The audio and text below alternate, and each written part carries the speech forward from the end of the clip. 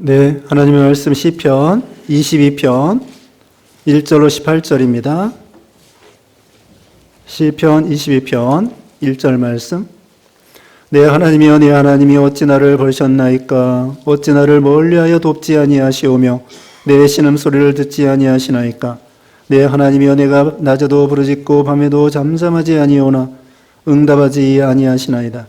이스라엘의 찬송 중에 계시는 주여, 주는 거룩하시니이다. 우리 조상들이 주께 의뢰하고 의뢰하였으므로 그들을 건지셨나이다.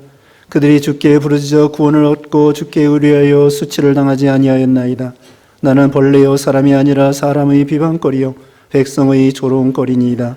나를 보는 자가 다 나를 비웃으며 입술을 삐죽이거리고 머리를 흔들며 말하되 그가 여호와께 의탁하니 구원하실 걸, 그를 기뻐하시니 건지실 걸 하나이다. 오직 주께서 나를 모태에서 나오게 하시고 내 어머니의 젖을 먹을 때에 의지하게 하셨나이다.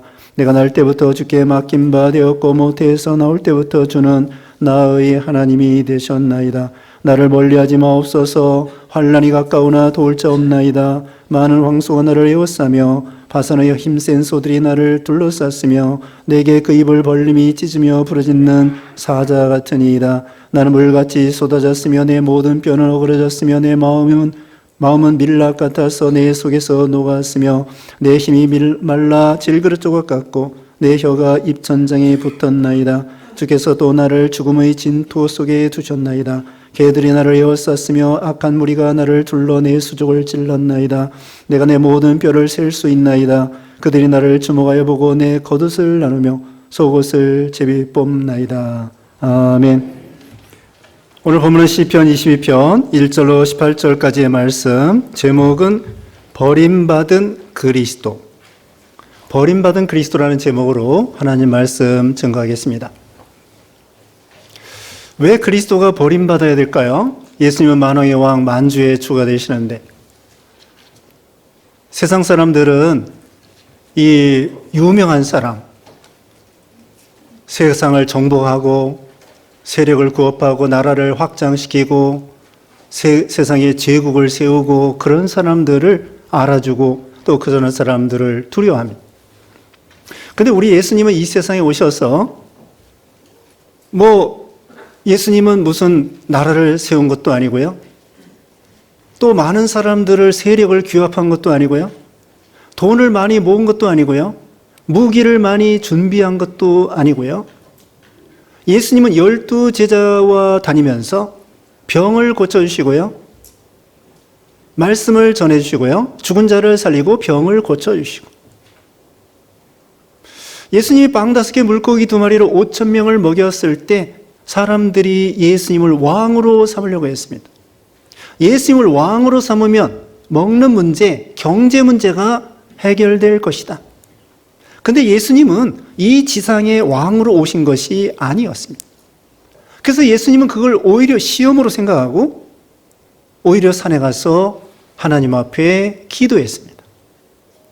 그래서 예수님께서는 이 세상에 계실 때에 참 이렇게 말씀을 전해주고 병을 고쳐주고 죽은 자를 살리고 그랬는데도 불구하고 많은 사람들이 예수님을 비난하고 조롱하고 배척하고 예수님을 못 쓰겠다고 버렸습니다. 그래서 성경에 이렇게 말씀하고 있죠. 버림받은 돌이 모퉁이 돌이 되었다, 그런 말씀이 있습니다. 예수님은 바로 세상 사람들에 의해서 버림받은 분이시지만 하나님의 이 구원운동의 성전에 있어서 기초돌이 되고 모퉁이 돌이 되신 거죠. 예수님이 오셨을 때 자기 백성들이 예수님을 영접하지 아니했다고 했습니다. 요한복음 1장 11절에.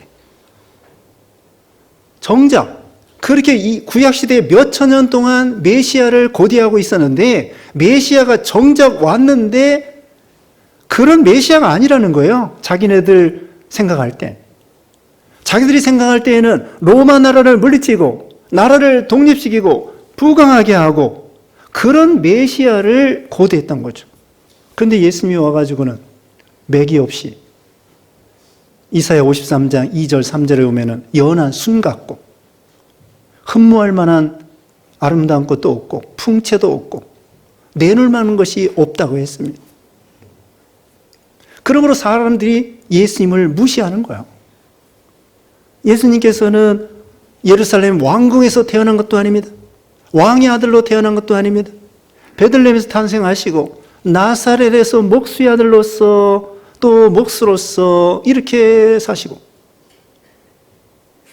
작은 나라에 식민지가 된 나라에 그렇게 예수님께서 사역하시고 일하시고 그랬죠.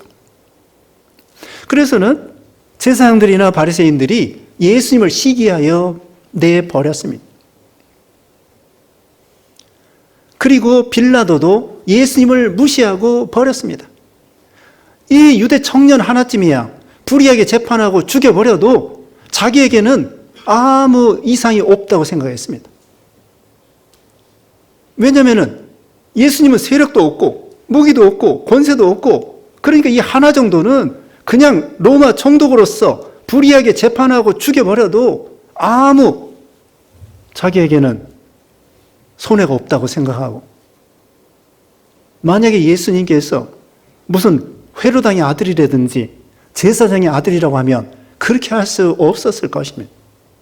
근데 아무 권세도 없고 힘이 없는 것처럼 보이기 때문에 예수님을 무시해가지고는 예수님을 불의하게 빌라도가 재판해서 예수님을 내버리신 거예요. 버린 거예요. 제자들도 예수님을 버렸습니다. 예수님을 자기들이 죽게 생겼으니까 도망가고 베드로는 예수님을 3번이나 부인하고 예수님 혼자 십자가에 죽으신 것입니다.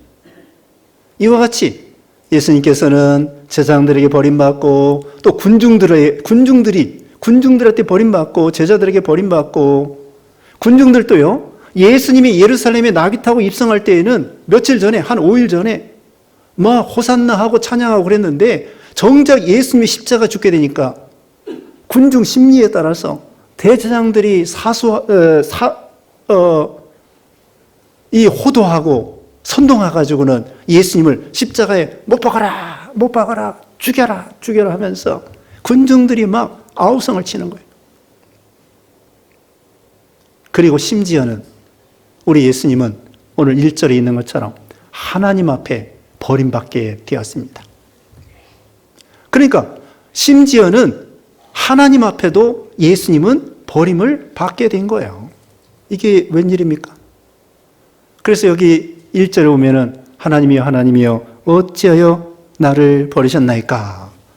이것은 예수님께서 마태복음 27장 46절에 십자가상에서 4번째 말로 예수님이 7마디 십자가상에서 말씀하셨는데 4번째 말로 하나님이여 어찌하여 나를 버리셨나이까?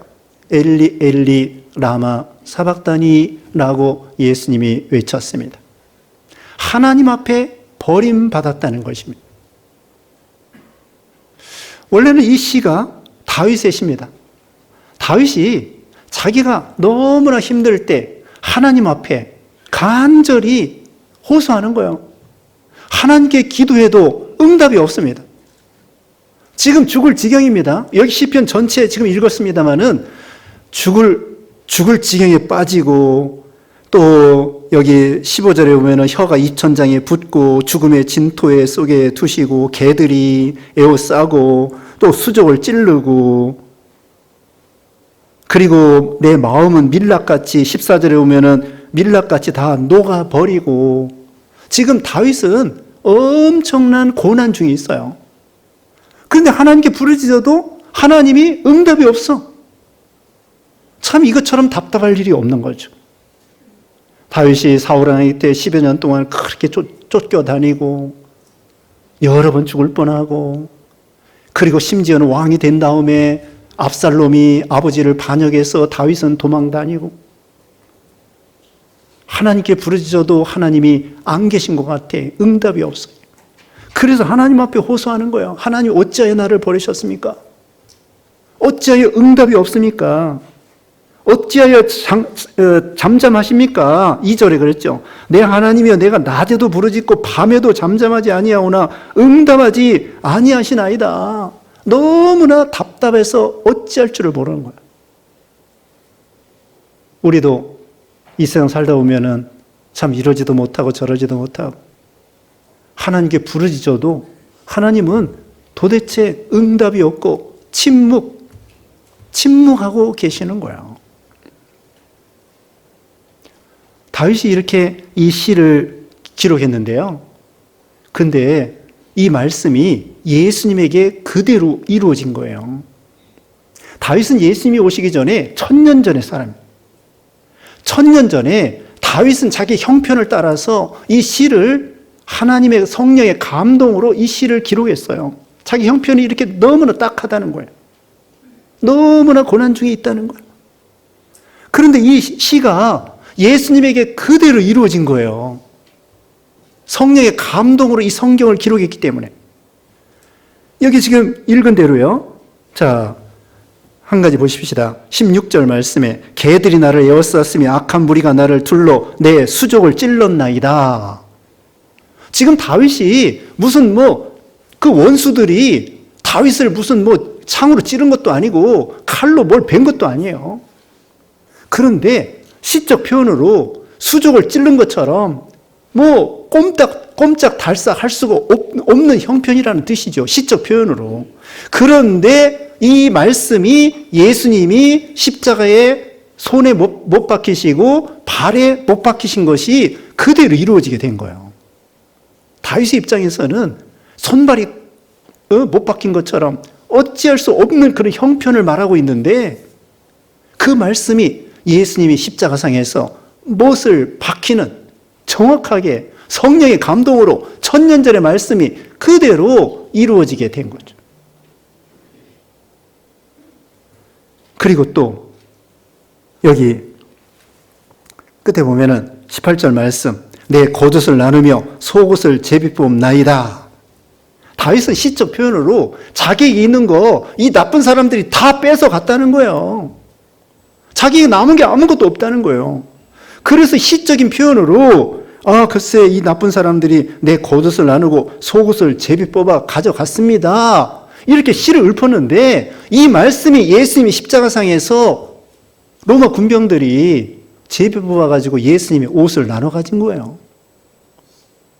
성령께서 다윗을 통하여 1000년 후에 예수님께서 십자가상에서 이런 모습으로 죽으실 것을 예언하고 있는 거예요. 그대로 이루어진 거죠. 그 외에도 여기 몇 가지 있습니다만은 우선 이와 같이 예수님께서는 사람에게 버림받고 그 다음에 심지어 하나님 앞에 버림받게 되었습니다.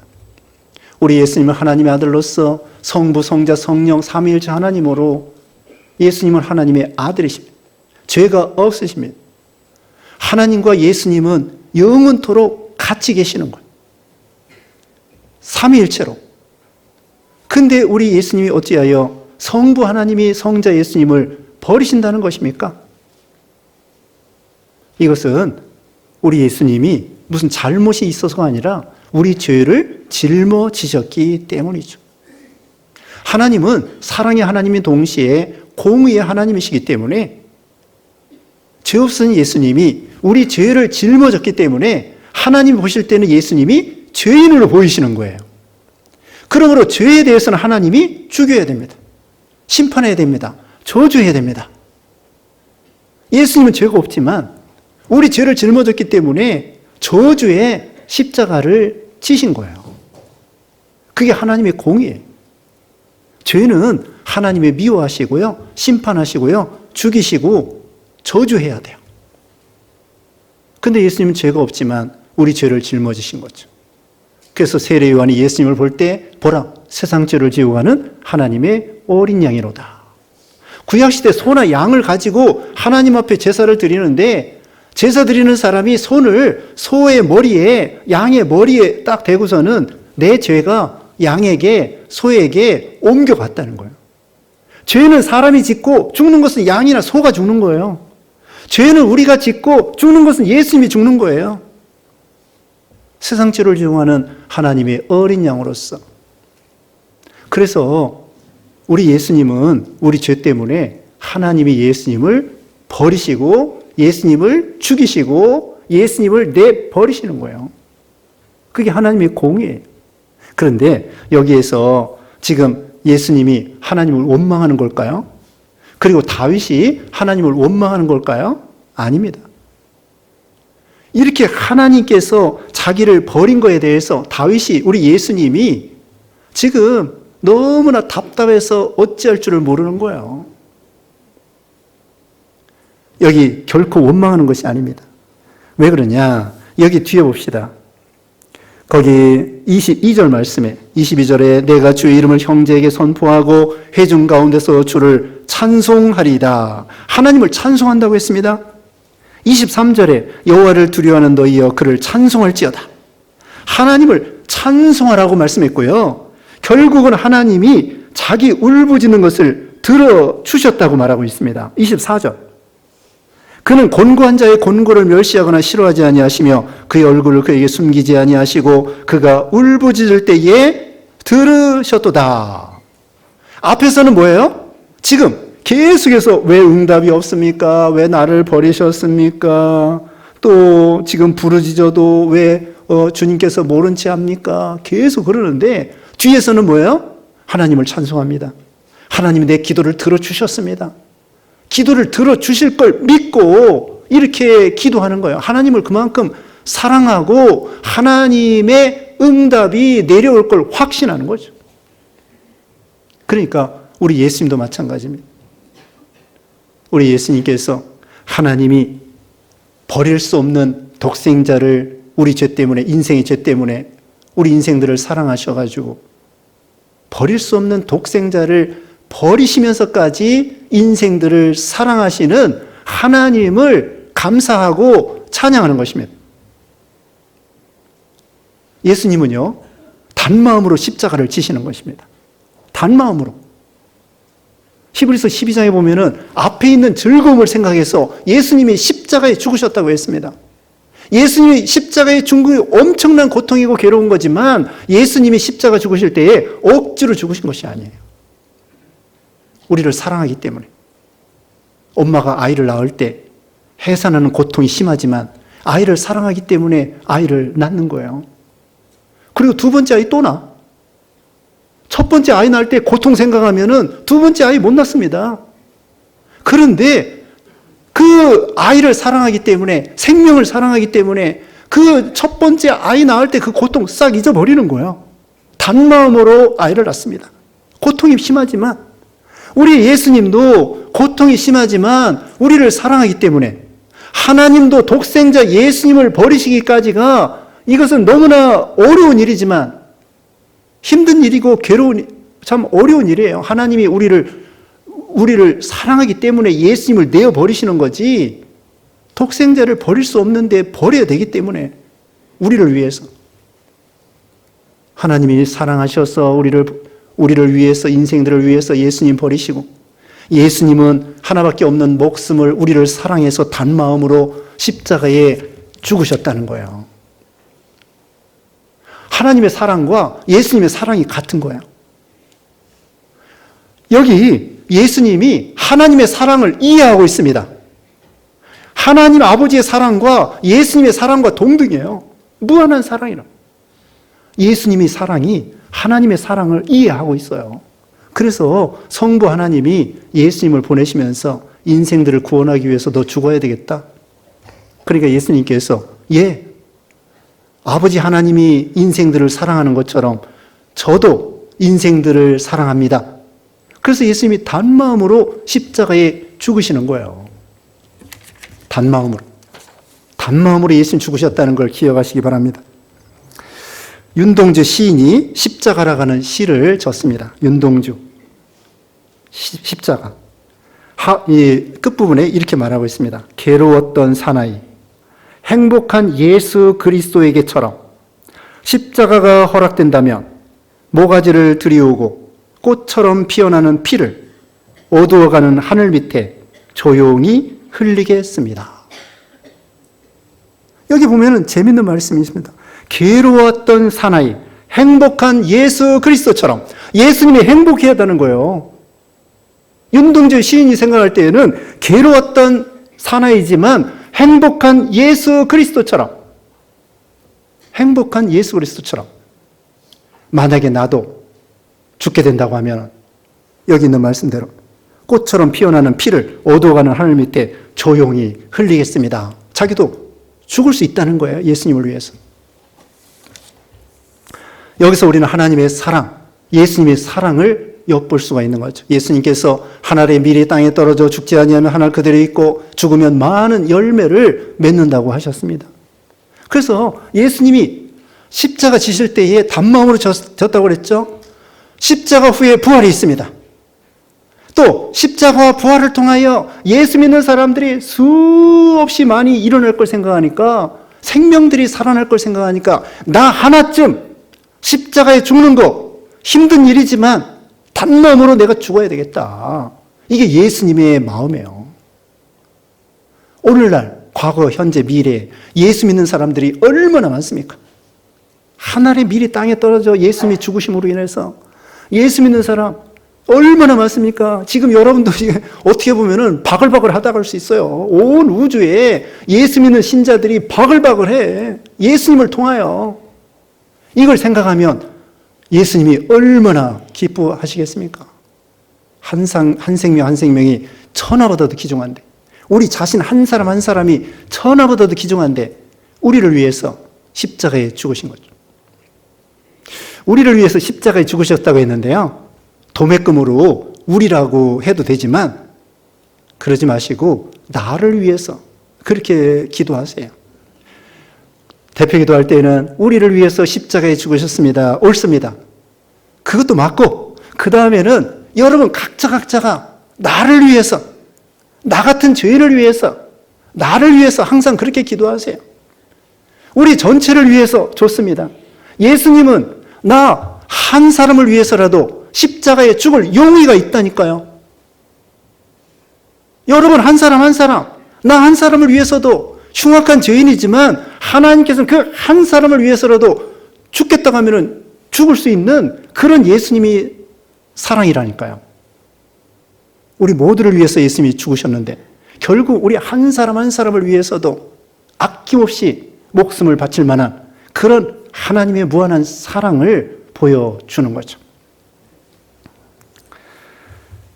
그러면서 예수님께서는 비난을 받습니다. 여기 6절에 보면은 나는 벌레요 사람이 아니라 사람의 비방거리요 백성의 조롱거리라. 7절에 나를 보는 자는 다 나를 비웃으며 입술을 삐죽이고 머리를 흔들며 말하되, 이 말씀대로 마태복음 27장 39절에는요 지나가는 사람들이 입술을 삐죽이면서 예수님을 막 조롱하는 거예요. 그러면서 내가 그리스도거든 왜 이렇게 맥없이 죽느냐, 내려와라, 너도 구원하고 우리도 구원하라. 그리고 제사장들은 8절에 있는 말씀 그대로 이루어졌습니다. 이렇게 말합니다. 제사장들이 그가 여호와께 위탁하니 구원하실 걸 그를 기뻐하시니 건지실 거나이다. 마태복음 27장 43절에 제사장들이, 서기관들이 예수님을 향하여 너 여호와 하나님을 경외한다고 했는데 하나님이 너 구원해 주시지 않겠느냐, 그러면서 조롱하는 거예요. 예수님께서는 이런 비난과 조롱을 받고 그 다음에 넘어가서 12절입니다. 많은 황소가 나를 에워싸며 바사나의 힘센 소들이 나를 둘러쌌으며, 사자와 같이 황소와 같이 예수님은 어린 양과 같이 아무 말을 못해요. 그래가지고 도수장으로 끌려가는 양같이 예수님은 조용하시고 주위에서는 막 죽여라 죽여라, 로마의 국권을 가지고 왕의 왕권을 가지고 제사장의 교권을 가지고 그 으르렁거리면서 예수님을 죽여라 죽여라. 어떻게 거기서 헤어날 수가 없습니다. 그런 고난을 당하시고 모욕을 당하시고, 여러분 십자가의 모든 고통도 고통이지만은요 우리 사람은 인격적인 존재이기 때문에 모욕을 당하면 참지 못합니다. 강아지는 침뱉음을 당해도 까딱없어요. 괜찮아요. 그런데 사람은 침뱉으면 뭐 아픕니까? 아프지 않아요. 그런데도 우리가 비난을 받고 욕을 먹고 침뱉음을 당하면 말할 수 없는 모욕감에 어떻게 보면은 치를 떠는 그런 마음이 될 수도 있습니다. 근데 예수님은 이와 같이 사람들이 예수님을 못 오게 했습니다. 왕이라고 하니까 가시멜 요관을 씌웠습니다. 왕이라고 하니까 왕의 옷을 입혔습니다. 왕이라고 하니까 그 왕이 가지고 있는 그 지팡이 대신에 갈대를 쥐어주면서 갈대를 또 치면서 침을 뱉으면서 이렇게 해서 모독을 했습니다. 그 모욕감에 얼마나 마음이 괴롭겠습니까? 그런 마음의 고통, 또 제자들이 배신하고 도망갔을 때 얼마나 마음이 아팠겠습니까? 그런 마음의 고통. 그래서 14절입니다.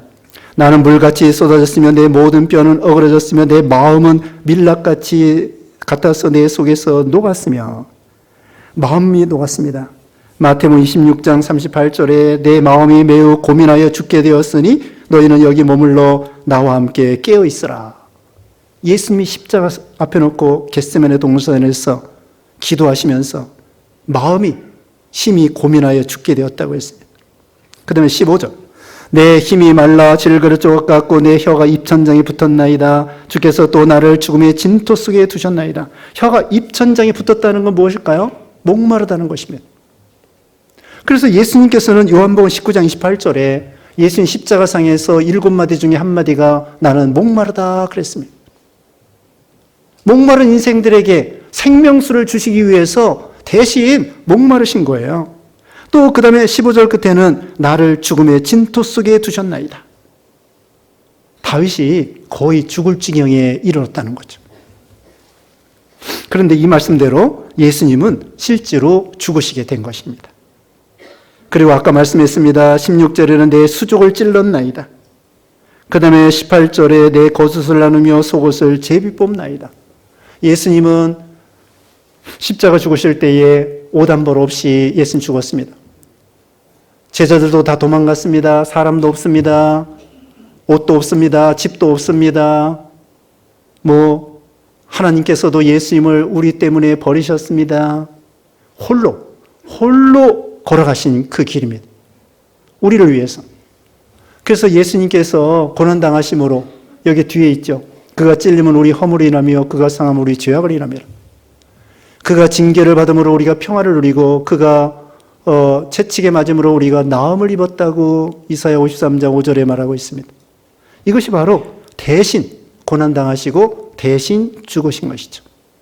그래서 우리 예수님이 우리를 사랑하셔서 이런 고난당하신 것을 기억하고 우리도 주님께 감사하며 구속의 은혜에 늘 기억하고 주님과 동행하고 이런 삶이 되시기를 주님의 이름으로 축원합니다. 기도하겠습니다. 거룩하신 하나님 감사합니다. 죄로 인해서 저주와 심판받아야 마땅한 저희들인데 하나님이 사랑해 주시고 우리 예수님이 사랑하셔서 우리를 위해서 모든 고통을 당하시며 십자가의 구속 완성하셔서 우리를 구원해 주신 것을 감사합니다. 우리도 주님의 고난을 기억하고 감사하고 동행하는 우리 삶이 되게 해주셨기를 원하옵고 예수님의 이름으로 기도드리옵나이다. 아멘.